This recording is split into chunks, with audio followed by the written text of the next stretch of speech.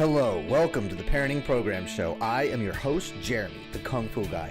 I am a force of nature married to another force of nature. Her name is Autumn, and we have two amazing, explosive balls of energy called kids.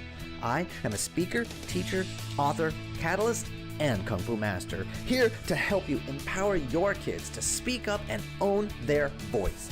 We're going to unlock and remove the chains of childhood that seem to hold us from our destiny with the tools to have inner strength, confidence to speak up, be heard, and be understood. Let's go play. Game on, yo.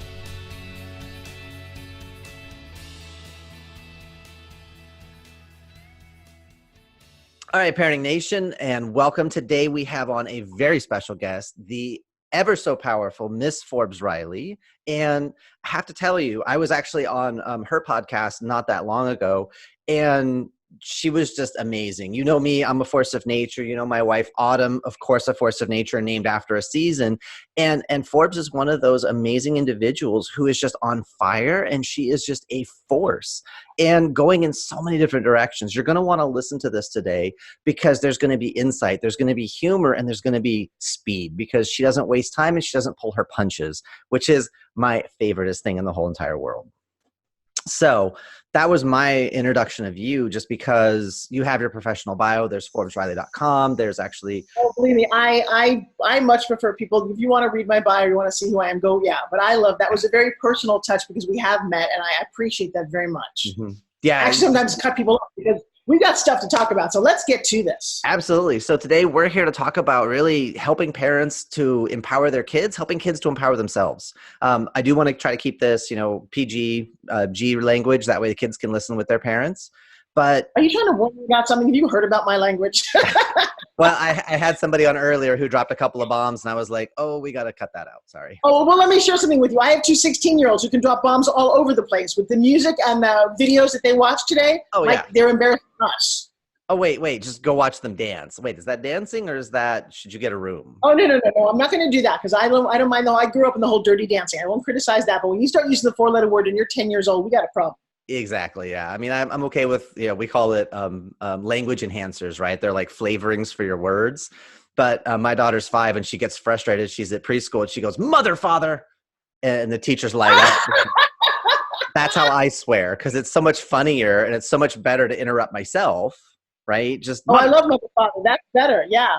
Yeah. So it's funny. When my son was 5 years old, I had a shirt that I created called the F word. It's not what you think. And on the back, there was a picture of my face, and it said, fun, Forbes, fantastic, family, fashion. And my little boy said, Mom, you know what else that means then? He said the F word. I'm like, you're 5. How did you know that? Exactly, yeah. Yeah, it's amazing the world we live in. And it's this idea, if we can empower our kids to speak up. And that's actually a friend of mine was talking about, he swears in front of his kids. He doesn't care because, I'm from New Jersey. It's what we do. And I'm like, all right, different standards for different families. I get it. And you know what? And I'm from Long Island, and he's kind of right. Because I was 16 years old saying the F word because I don't know what it is. But when you move your hands like this in your head. Mm-hmm. It's just part of the thing. It's not a problem. All right, let's get to the art of parenting. Yeah, so I know you're a parent, and like me, you were kind of a little bit further along in life when you became a parent. I was in my late 30s. So how does that change your life, do you think? Because you were successful, had so many different things going, and then it's like, oh, hey, and we're going to hit you. Not only you had one, you had 2 at the same time. Well, so let me give some insight because many years ago, I give a lot of advice to women about all kinds of things. And one woman came up to me very early on after I had my kids, and she said, oh my gosh, she said, I don't think I'm going to have kids. I'm like, why? She said, well, because I might have a son and I wouldn't want to, I don't know what to do with a boy. And I thought, wow, how crazy sad. Mm. So for me, I love children. I've always loved children. I envisioned myself having them or 2. My sister had her kids 20 years before me. Oh, wow. And I was busy doing my career. Met my then husband at 31. We got married at 35, and we tried. And we tried. And what we didn't know, this is great advice, is that we didn't need to test the man.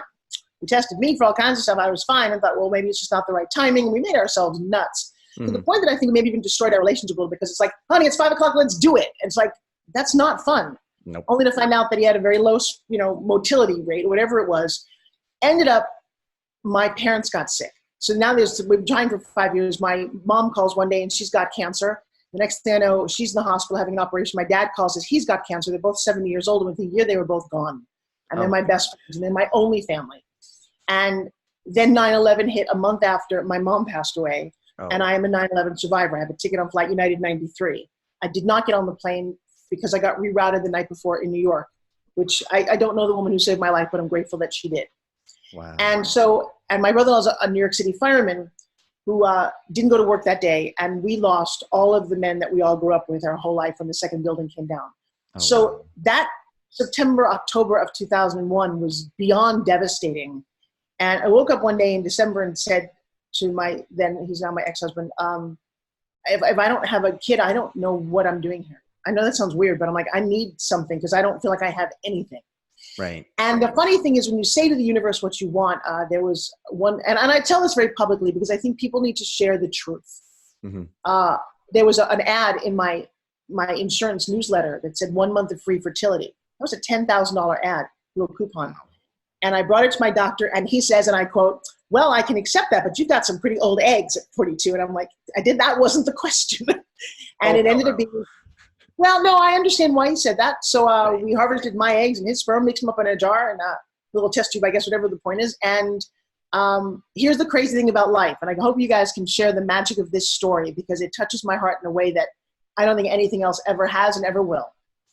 My kids are conceived on March 20th because when you do it that way, the doctor knows exactly when you conceived. Obviously, he was in the room. Mm-hmm. And that turns out to be my mother's birthday, the first year after she passed away.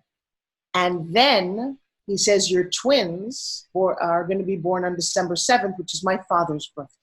Wow. That is a 1 in 1 trillion coincidence that you could have that happen and then actually give birth to little boy and little girls. Like, I don't know how we did it. But the message that I got from my parents from beyond was, you're going to be okay. Mm-hmm. And I know that sounds crazy, but I never had a question or a concern. I was healthy. I was on the cover of a national magazine at 8 months pregnant. I was huge. I pushed out, get this, 2 7-pound children. Okay. Yikes. Right. And so for my fitness career, I had a waist as large. I was 65 inches around and 65 inches tall. That was a kind of a problem. Anyway, so one of the things that I set out to do is, one, I ate healthier than I've ever eaten during that whole time. I nurtured these little creatures. And when they came out, they were very healthy, knock on wood. Not everybody's twins at that age do. Mm-hmm. But maybe it was my mindset. Maybe I was so convinced that they were going to be amazing and wonderful. And then along the way, and this is my advice, I've not written this book, but I probably should at some point. I love psychology. I love NLP. My dad was a magician. I love the art of manipulation. I know that sounds crazy, but it's persuasion and sales. And as you can read in my bio, I've sold over several $1 billion worth of product on television. So as I was raising these two beautiful first thing I want to share with a new mother is that my ex-husband looked at me one day, the kids were about 3 weeks old, and he leaned over and he says, I got to tell you something. I don't really love them. And I'm like, oh my God, I'm so glad you said that. Thank you. Because I said, I don't know if I love them either. Mm-hmm. And because you get this expectation that this creature comes out and you're supposed to just love it. Well, that's where the whole postpartum thing comes in. Everybody else comes over and they just love it. I've got a big belly. Everything hurts on me. And what he meant was they're just creatures. They're not even cute the first couple of weeks. They're wet. They poop a lot. There's nothing. They're like odd, and you have no handbook. So you're like, okay. When he said that, I thought, thank you. And then about a week later, my son smiled at us. I'm like, oh, that's what it's about. So forgive yourself if there's not this immediate, oh my God, bond. Yep. It actually, I think it happens more with puppies than it does with babies because they're all really, really cute. Babies are what? They're kind of slimy, right? Right. And, well, the different people, we produce neurotransmitters, right? Oxytocin is the unconditional love hormone. And we have different ratios of that inside us. And then we have different levels of sensitivity and uptake. So when we create those rules, we cause ourselves our own pain. You're exactly right. Well, and I thought, because otherwise you get postpartum going, well, I don't, And now they're also a lot of work. That's the other thing that you don't realize the first couple of weeks, especially when you have two of them. You're always changing, feeding, playing, and you're like, and there's no one point do they actually go, hey, Mom, hi, nice to meet you. So I will, as they got older, a couple things became very important to me. And you can't teach an old dog new tricks. Don't try this on your teenagers. It won't work. But if you've got little ones, I was watching the TV series, The Nanny, the British Nanny. And she would go into households where kids were ruling the roost. They were horrible. And I said to myself, that's not going to happen in my world. And so somebody said to me, siblings don't share. And I'm like, okay, well, if they by nature don't share, can I create a system for that? So here was the system. I would have the two kids, they were like under 5, and I would grab one. They both wanted the toy. They wanted the toy. I would take the toy away and say, hey, you and I are going to count to 10 very slowly. You get to play with the toy. 1, 2, 3, 4, 5, 6, 7, 8, 9, 10. And then I would turn to my son and take the toy away. She would play with it. And I go, hey, let's count to 10. 1, 2. And we would go back and forth. At one point, about 4 times back and forth, one kid gets bored and does something else. Mm-hmm. So we created this mechanism, and I told whoever babysat or nannied for me at the time that this is what we do. And you do it every time you see them both grab for the same thing. Well, I have to tell you, there was never, and I hate to glorify this, but there was never any fighting in my house. Right. There was nothing to fight over. And at some point as they got older, the game changed. Just one would grab the toy and go, 110. I'm like, okay. So they would play with the toy for a second and go, well, this is ridiculous. We would go find our own toys. Yep. And I will tell you, that created a very harmonious household. That was one of the first things I did. Except it backfired. My daughter was about 10 years old, maybe 8, and she's standing by the swings, and she's crying. She's like, Mommy, I don't understand. This girl's been on the swing and on the swing, and I keep counting to 10, and she just won't get off. And wouldn't the world be a nicer place if we could all just count to 10 and switch our attitude or our energy or do something nicer for somebody else, right? Yeah, that's actually, if I can, for everyone playing at home, right, that's perfect, because you have the two kids. They both, the toy becomes the fixation. By you engaging with one, you're providing that human connection, and the other one gets the thing, and then we switch it, and we just go back and forth until someone decides, okay, I'm satiated with whatever, or I'm bored, I'm disconnected, I'm going to go do something else. This is not fun anymore. And that's I love the words you just layered, bored, satiated. That is just, thank you for clarifying. That was actually really beautiful. Yeah. I love big words. They make me happy. All right. Well, the second thing I did was the I want game, which is translated actually into a good part of my career. But so kids always say, Mommy, I want an apple, I want a kiss, I want a cookie, whatever they want, right? Mm-hmm. Well, I used to train dogs. And I had this little theory that a dog, you get them in that state, they see the treat, they're like, okay, what do you want me to do now? Okay, you want my paw? You want me to I'll do anything you want. Mm-hmm. I thought, wow, what if you dangled that carrot and did this with kids? Remember, I had 2 little ones, so it was fun to experiment. Mm-hmm. And so the kids would go, Mommy, I want a cookie. I go, great. And they would stand together. It was the cutest thing. If you want and it would 10 commands. If you want a cookie, wiggle, wiggle, wiggle. And they would both wiggle, wiggle, wiggle. I said, if you want a cookie, touch your nose. If you want a cookie, ring your ear. If you want a cookie, point to your shirt. Well, just because they're younger, they need to learn these things. But I was always end the last 3 of them very specifically. If you want a cookie, say I love you to each other. If you want a cookie, give each other a hug and a kiss. And if you want a cookie, give Mommy a big hug and say I love you. Perfect. We did that 20 times a day. Mm-hmm. Every time it's I want some milk, great. If you want, and they don't realize at that age anything. They love doing this. So it was this wonderful game. Mm-hmm. And then a couple of things. Later, they're about 9 years old and stopped doing this a long time ago. And they walked in, I was at a party. My daughter was like, Mommy, I want. And I said, I wonder if this would still work. And sure enough, I said, well, if you want to, whatever, both of you wiggle, wiggle, wiggle. And they looked at each other and they started to wiggle and they did the whole little thing. And I thought, you guys are programmed that when you say you want, dinner, I say, I want you to clean your room, and you do. Mm-hmm. We, again, have this mechanism in place that works really, really well. Yeah. That's what I call dog training mode, right? You have this window of time where kids, they want to please the authority figure, and what do I have to do to win? You structure the game for them. You make it simple. And then the 3 pieces you finished with was to create a connection and a bond that gets into their unconscious, and it's just this deep level of love and respect and care for each other is perfect, right? Okay, I mean, you and I are going to write this book together because you just articulate what I did way better than I do. And again, here's the beautiful part about this in my personal life is that my daughter is now 16 years old. And the other day I hung up the phone and she's like, Mom, how come you don't say I love you when you hang up the phone? I'm like, oh. And then my son conversely said something. He'd gotten into a fight with his dad. And he said, Mom, because I was telling him the story, he said, now I get it. He said, even if I'm mad at somebody, you or dad, I still end up saying I love you.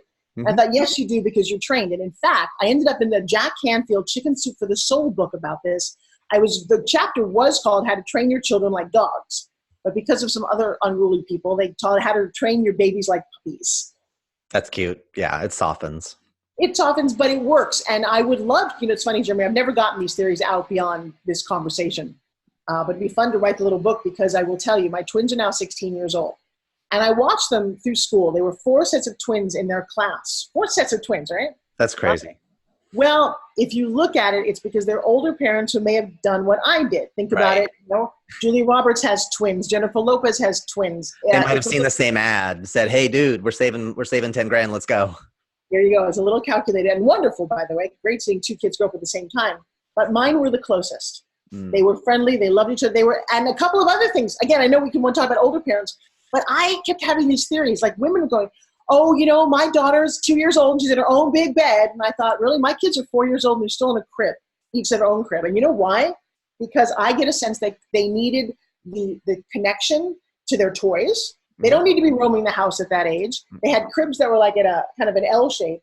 They would wake up, smile, be happy, say hi to each other, and I'd have all kind of things for them to do. So they didn't, it was never a nuisance. It was like they wake up in their own world and they loved it. I did the same thing with, I guess I'm sounding calculated as a mother, but I did the same thing with their stroller. I had this awesome stroller that had little cup holders, and literally until the time they were 4 years old, they would want to be in the stroller.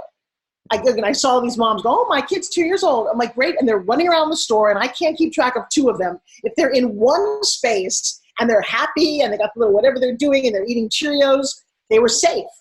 Yep. And these little things really worked for me in such a profound way. Yeah. So in my world, what you just did, the first step is you had boundaries, right? We're going to build a game. We got to have 3 factors. We got to have the boundaries. We got to have the rules. We got to have a way to score points. And so you're setting those structures in place and you're letting the kids kind of tell you when they're comfortable to move forward, right? Yep. Versus you're trying to force them, well, developmentally, you're supposed to be here. And so let me strive or achieve, or let me get ahead a little bit, because then I get more cool points with, I don't know who. Yes, with the other families on the block, the other mothers at kindergarten. There's a great Chinese story. There's a farmer and he's trying to grow his crops and things aren't going so well, and the water and the different things. So he gets this bright idea. I'm going to go out every night and I'm going to tug 2 little tugs on every single plant. And he does this for a week and he's like, I'm so smart. They're getting so big. And then he comes out a week later and they're all dead because he broke the roots and he pulled too hard. That's funny. That's a great story. And yeah, it really does. The process happen. We had a huge second bedroom upstairs in the house that we used to live in. And so they were in the same bed. They're actually in trundle beds. And they stayed there till 10 and a half.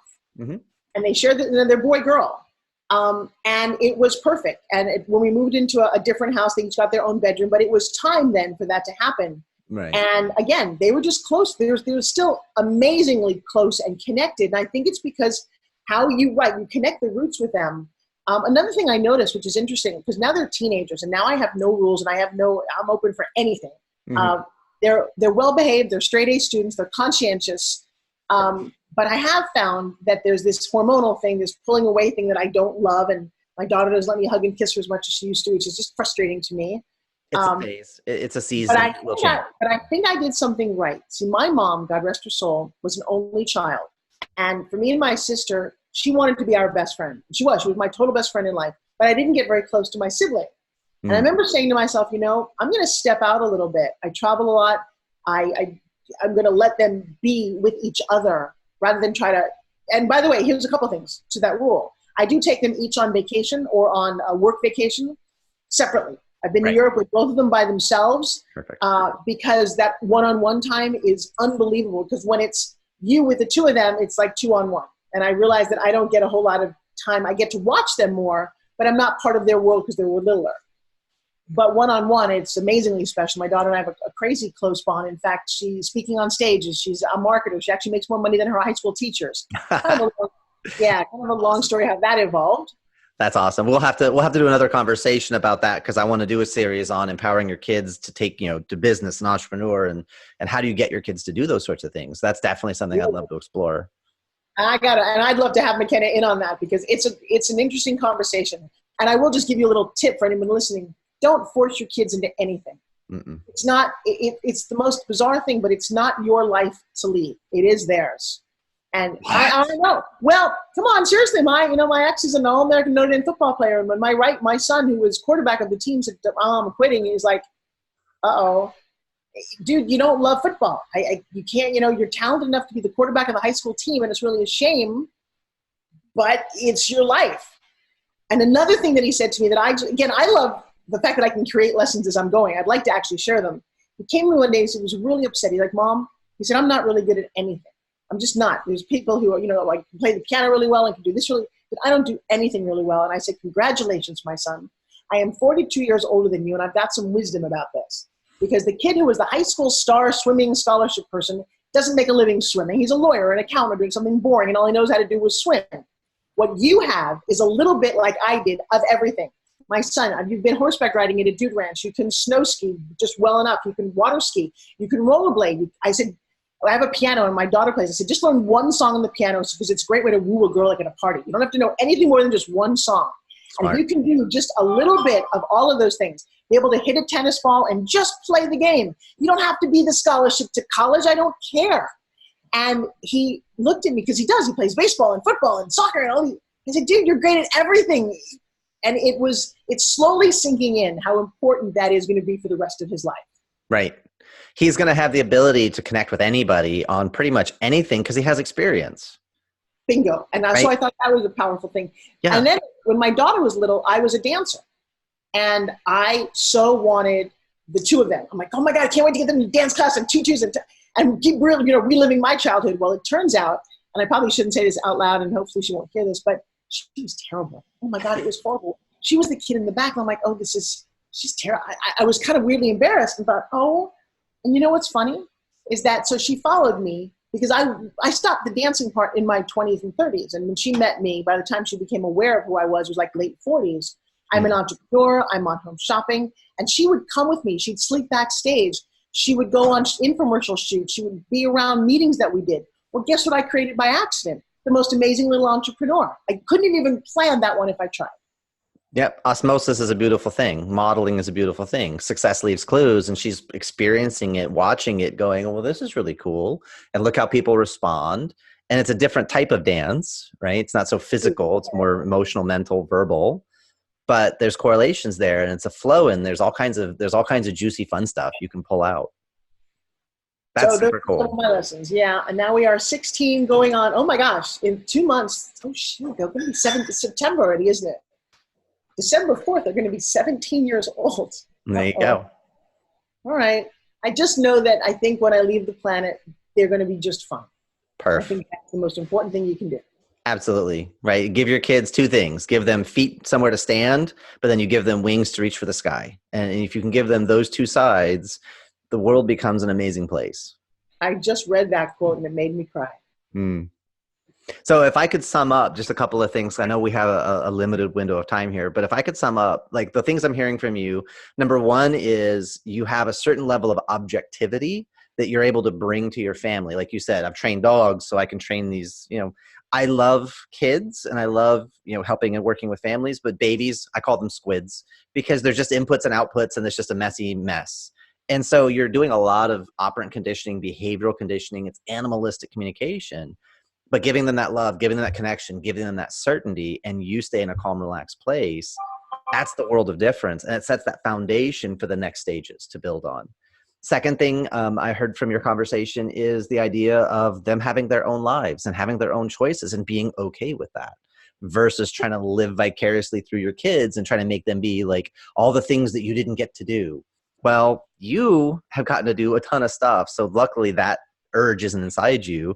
You've done a bunch of stuff. So for them, you can kind of step back and let them explore and be curious and own their own life, which is just fantastic. And yeah, that takes a lot of confidence in the parents to be able to just trust the process sometimes and let their kids grow. And then the third thing is love and playfulness. I heard that coming through very loud in everything you said as well. Just giving them the love that they need and the love to each other, to you, as well as being playful and creative and being open. I will tell you, that's one of the benefits of starting a family a little later. And you said something very important, is that I don't need to live my life through them. Mm-hmm. I've done pretty good. I'm all right. And I'm enjoying going back to elementary school and doing all this, but I have no need to push that. I think when you're younger and you don't know, you scramble a lot. Mm-hmm. And I'm grateful that I didn't have kids when I was personally younger, because I don't think I would have been a very good mom back then, because you don't have the objectivity, because you're living your own life. And by the way, I met a lot of kids who, who's are the kids of moms who are 16 and 17 and they grow up as friends and it's really cool. It's just different than what I experienced. Mm. And if I had a choice, I would say go live your life because you don't get another one. Nope. And it doesn't, by the time you're 40 or 50, your kids are out the door, it's a hard time to start over again. Mm-hmm. Because one of the things I did learn as a woman, my mom was a stay-at-home mom, and she was the perfect mom on some level. She was there at 3 o'clock with milk and cookies and always had dinner. We had meals around every table. In fact, she kind of screwed me over. She doesn't realize it, but I never did a dish in my whole life because we would eat dinner. I would get up. She would go do your homework, go to dance class, go do theater. And I thought clothes magically went from my floor back to the drawer. I don't know how it happened. No, actually, there's a really embarrassing story about that because, and I will tell it, and I'm sad that I even can say this, but I didn't do any laundry. But that, because it made my parents very happy that because we went through a hard time. My dad was in the hospital for 3 years. So I didn't understand laundry. So I'm in college and I get my first bundle. I'm 17 years old. I graduate high school early and I'm going into the laundry room and it's 1970, 1977.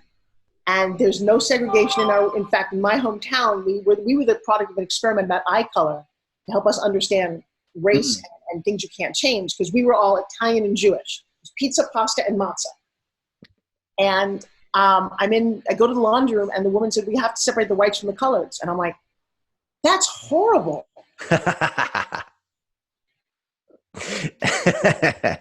Thank you, Mom. That's awesome. That joke is only going to make sense for only a little bit longer, and then the next generation's going to... No, it hurts my heart, and I mean it with all love, but it just was part of the things that I didn't learn. I would teach your kids to cook. I would teach your kids to do laundry. I was a lot of things that I struggle with because I didn't learn from my mother. Yeah, and we do that in our house. What you do when you would do the 10 questions, they had to play the game and wiggle. We would say, what has to happen? So I want this. Great. What has to happen for you? I would love for you to have that. What has to happen? Oh, can I do that now with the teenagers? What has to happen? Yeah, you get them to start deconstructing. Well, to get to this outcome, they can walk backwards and they can sequence it. And then I can just ask questions to increase their awareness. And then they can come to their own conclusions. And what they said has to be true, right? Because they said it. So it's How old are your children? I have a 4-year-old and a 9-year-old. Well, no, she's 5 now. And then the 9-year-old will be 10. And then I've got some of my kids are in their 70s. So I've got a range. All right. That's good. I'm excited to see how your kids turn out. At one point, they go, Dad, stop messing with me. Oh, no, we haven't got it with my kids, but my students and the children of my students. I remember because I have certain language patterns that I use and certain ways I sequence things. And I remember Shane was from Australia and his daughter was in class and she was taking class. He had both of his daughters and him. And they're at home and there's something going on and he starts using my language track and she goes, Dad, stop kung fuing me. And she was so mad, but it works. And I've had one of my students had a dysfunctional family situation. So she was actually using my stuff on her mom. And she was frustrated because she's like, I sound like Sifu, but it works. And I'm like, well, thank you. Because what are some of the language patterns that you do? Well, just some of the ways we phrase things, like what has to happen. Is that self-control or is that fill in the blank control? Is that self-control or is that candy control? So should you let candy control your life or should you control your life? So I do a lot of reflexive questions where I put it back. The ownership goes back to them for their choice and their consequences. I'm just here to facilitate.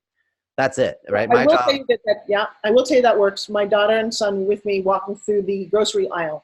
And again, things that used to bug me were little kids who go, Mommy, I want candy. Mommy, I just don't like whiny kids. Yep. And so they're about 3.5. And I said something and McKenna, would you go over there and get me an apple? Or because we eat it very healthy. And she's like, Mom, and she was little, but she's like, Mom, there's only candy here. I'm like, there's nothing healthy to eat? And they looked at each other going, no. And I said, well, how is that possible? And they just looked and said, Mom, I think bad men put this here to trick us. And so every time we would go through the checkout aisle, I would look at them and go, yep, we know, bad men. And I got to tell you, it made the experience so nice and so wonderful and never whiny. So I don't know if I was tricking them, but I got to tell you, it made for a very happy household. Absolutely. All right, so before we leave, though, any tips for 16-year-old twins? 16-year-old twins. The biggest thing is, and they're almost 17 here in just a couple months. So the thing is, they're going to be 18. They're going to be autonomous adults. They can sign legal contracts. So the more you can, I would love for you to do that. What has to happen? I would love for you to, whatever it is they want to do, I would love for you to do that. Well, also play that with me because I'm going to do that because I'm very committed to, I love what you're doing. Yeah. Well, it's like hey, can I go to Billy's this weekend? Okay. So, okay, great. I'd love for that to happen. What needs to happen around here first? How should your room look? How should this? What about your homework? What needs to happen for me to say yes? If you help me to feel happy about it, what would need to happen for me to say yes? And so if they Well, can that's, keep you feeling warm, big, and happy, then it's easier for you to help them feel warm, big, and happy. so what's your advice on kids at that age working or doing sports or after school? What's your theory on that? All of that stuff is good. Usually by the time kids are 13 to 15, they can begin to make their own decisions and commitments, and they'll start to become self-starters and they'll start to initiate. So what we want to do is look at the context and it's like, well, I want money to go do X, Y, and Z, but I'm doing all this other stuff. Okay, so can we tie their performance in the activity to some sort of an income scale where this is worth money? Because if they're doing good in school and doing good in athletics, that actually is scholarship money. So you're just investing a little bit now for tens of thousands or hundreds of thousands of dollars for college. So it's not a bad idea. So it's like, oh, well, no, I'm not going to give you any spending money. Well, but Dad, I'm working so hard. I don't have time to get a job because I'm doing this and I'm in National Merit Honor Society and I'm doing this and this. I'm mock trial and speech and debate. So they're all leveraged out time-wise. So you know what? You're right. If you can stay at this level, you'll receive this and this. And if it drops down, and we can negotiate that, right? And same deal like with their room. However they want to keep their room is great. But I need some sort of guidelines on that. Like in our house, no food in the bedrooms. And if I have to go into your room to find something, then I reserve the right to clean your room. And if I clean your room, I can take stuff because should that be there or whatever. So don't force me to have to do that. And we're cool. But if you force me to go, then there will be pain. Your choice. You're not quite old enough. What's your take on sleepovers? We don't do co-ed sleepovers. We haven't had Evie go to anybody else's house yet. We have had somebody come here. And so Wow, yours are still really young. I'm just curious. There's this whole thing now, not co-ed, but there's a lot of sleepovers in the teenage years. I don't remember doing that personally. I couldn't, but so I'm just not sure how I feel about it. Right. Well, my friends and I, we did sleepovers and we would stay up until ridiculous hours and we would build Lego forts and we would have like battles and do all kinds of, we were nerds and geeks and we'd do sword battles in the backyard with ray candles and go out in the woods. We spent the night one night out in the woods camping, really stupid, didn't have any idea what we were doing, just a couple of bags on the ground and, wiki that crap if you're going to do it now, kids. So I'm going to give you that advice. So, but yeah, sleepovers, if you know the families, who's there, give your kids an out. So if they, actually we have 2 exchange daughters living with us right now. And this weekend they're going to go to a bonfire and then spend the night. And so like, if this or this, you're feeling uncomfortable, they're going to be like a half hour away from us. And that's not that big a deal. You just text us. We will call you. We will have a family emergency and need to come get you. It's not a problem. We'll give you an escape clause that we need you to come home. That's interesting. Well, I will tell you, I love being there for my kids. I think that's a very important thing that you do for your children. We talk about that was my dad's big thing. Is like, I don't care what you do in terms of drinking or whatever it is. If you need my help and you feel uncomfortable, you pick up. I will always be there in the middle of the night. Yep. But something's changed. And I have to tell you, I don't know how to handle this because all of a sudden there are drugs everywhere. I have a solution. Oh, all right, go for it. I'm open to listening. So a friend of mine, Mason Dukacek, he owns a website. It's called testmyteen.com, and it's like home drug testing kits. And the reason you do this is not about whether you trust your kids or don't trust your kids. It gives your kids an out if there's drugs and people put pressure on them. They're like, oh man, I'd love to do that, but my dad's nuts, man. He's mental. He drug tests me. They're like, what? Yeah, my dad has drug tests. Like randomly, he'll drug test me. So I can't do that. I can't. I'd love to, but I can't. You give them a social proof exit from that behavior. And that's actually a brilliant strategy. I love that. Yeah, he's got like the whole script, and here's how he's tried to go into schools, and of course schools are always like, oh, we don't have that problem here. So yeah, but he's got like, here's how because it's more of a social escape for your kids. They have an excuse not to do the behavior because sometimes it's hard when you got people around you to say no. So this way, that's one avenue. The second one though is it's so prevalent. Everyone's talking about it. They want to try it. They want to partake. They don't want an out. Then what? Well, then we've got to get into that conversation because there are reasons that your kids are wanting to experiment. The feeling of they want to be out of control. They want to be loose. They want to have an excuse. There's a whole bunch of stuff. I call it adult behavior in pre-adult people. Because why is it okay for adults to do certain things like alcohol, but it's not for kids? There's a girl I dated, and her dad started training her on wine from when she was 12. So he educated her palate. She will not drink anything less than a $50 bottle of wine when I met her at 19. Because her palate is educated, I can't drink that stuff. It gives me a headache. It makes me sick to my stomach. Got it. And in Europe, alcohol is not that big a deal. So it's a case-by-case basis with your kids, but it really gets into, where is this coming from? What is this need? And a lot of times it's kids who don't have control, or they don't have consequences. I think it's also just the fact they're so around it. It's fascinating to me, but it's going to be fun to watch your kids grow up. Absolutely. Absolutely. I'm excited for it. When you should. I mean, I wish I could have taken 1,000 more photos when they were little. Yep. I've got back. No, I love it now, but. All right. So I've got a couple of hot seat questions before we bounce out. Okay. First one, what is one healthy habit that every parent should have? Water. This baloney about when you first, I remember when I was at a kid's party, the kids were like 1 or 2, and the menu was Cheetos on the table, pizza, soda, and then they fed them cake.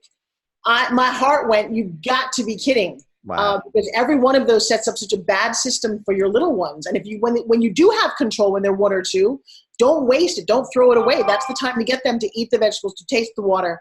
My kids had a huge advantage because they grew up as the kind of unofficial godchildren of Jack LaLanne. Mm-hmm. And Jack always said, if man made it, don't eat it. So that used to be the thing we'd walk around our house. And my daughter would go, did man make this? I said, well, if it's one word, odds are God made it, like apples and chicken and cantaloupe and lemons. And if not, no, man made it, and that's not great for you. And not that I said it, but Jack LaLanne said it. Look how healthy he is in his late 80s. Right. And so setting by example.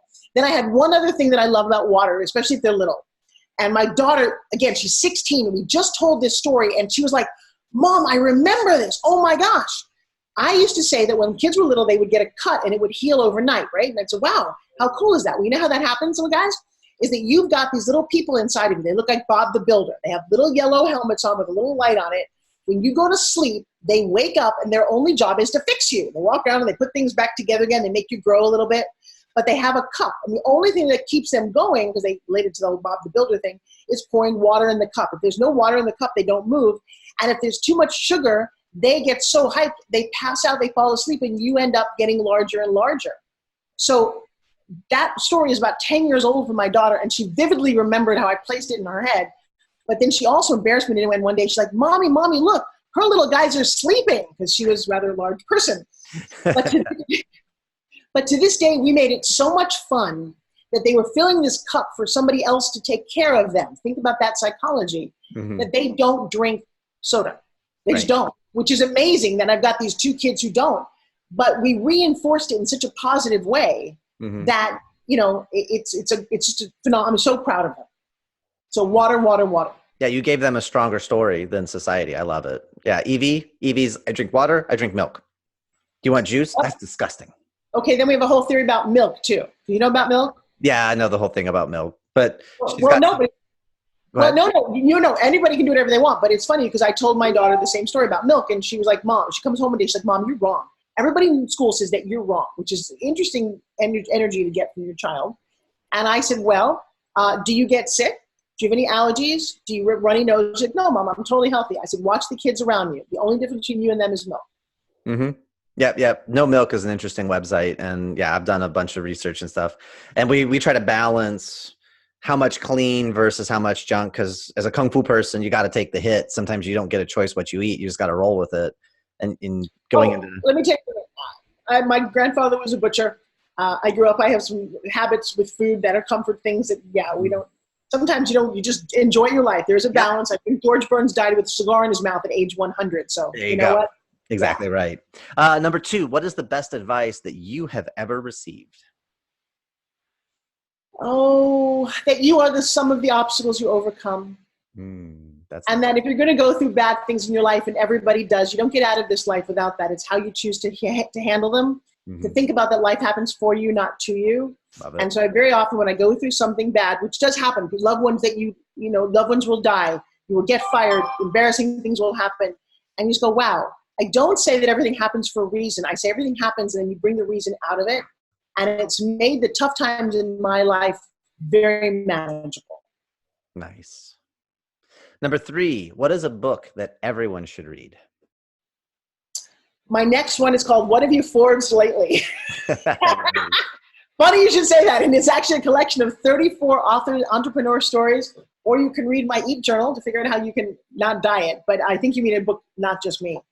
Gosh, you know what? There's a whole bunch that I love. I'm trying to think off the top of my head. I read very early on Og Mandino's The Greatest Salesman in the World. It's a very short little parable. And I will tell you, having sold $2.5 billion, it's become a valuable book.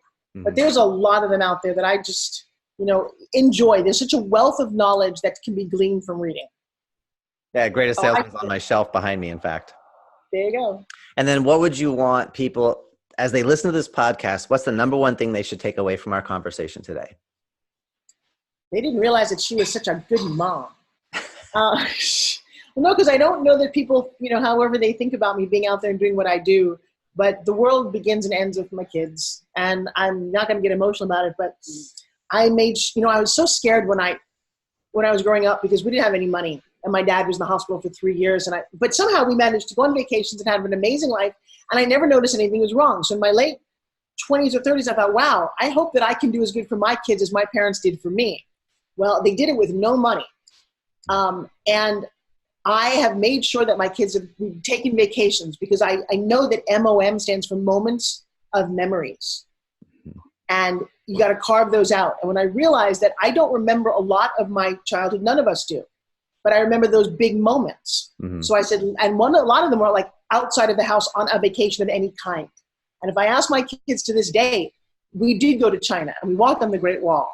We did go to Europe. And I'll tell you what, even without a lot of money, we've made all of those things happen because those are the things they do remember. So make your kid's life memorable a moment at a time. It's okay if you miss a football game or a competition or whatever, because you don't remember those as adults either. Neither do they. Beautiful. I love it. It's been a great conversation, and I definitely want to do another one, talk about the entrepreneurialism with kids. I think that'd be fantastic. And so Forbes, I already know, but how can people find you? Where are you at? Where are you living these days online? Definitely go to Forbes Riley 360. There you can find my links to everything social media. I actually still answer my own social media. So if you reach out to me on Instagram, you will get me. And then I teach a program like you do. I love passing knowledge on. I teach adults who are entrepreneurs who want to take their life to the next level. There's 2 things that they need. 1, they need a little better business savvy. And 2, they need to get through the traumas of their past to be able to rewrite a better future for themselves. And I specialize in this, and I love it. And that's called ForbesFactorLive.com. Love it. And that's it for today. I think this has been a great conversation. I can't wait to do it again as your schedule allows, because I know you're literally all over. I'm not kidding. I actually think you really synthesized some of my thoughts and my actions way better than I ever did. And it sounded like a real actionable book to me. So I'm kind of in that mode. Okay. Well, I know how to write stuff. I've got several done and more in the works. It's congratulations for all that you're doing as well. What a great time to be alive, to be able to podcast and pass all this information on in a chunkable, sizable, digestible way. It's great. And I think my daughter just joined me on Facebook Live, and so now I can't talk about her anymore. I love you. All right. Well, you have a great day, and we will see you when we see you. Thank you so much for your time. This has been awesome. You're blessed. Bye-bye. All right. And that's it. Thank you, ma'am. Appreciate it.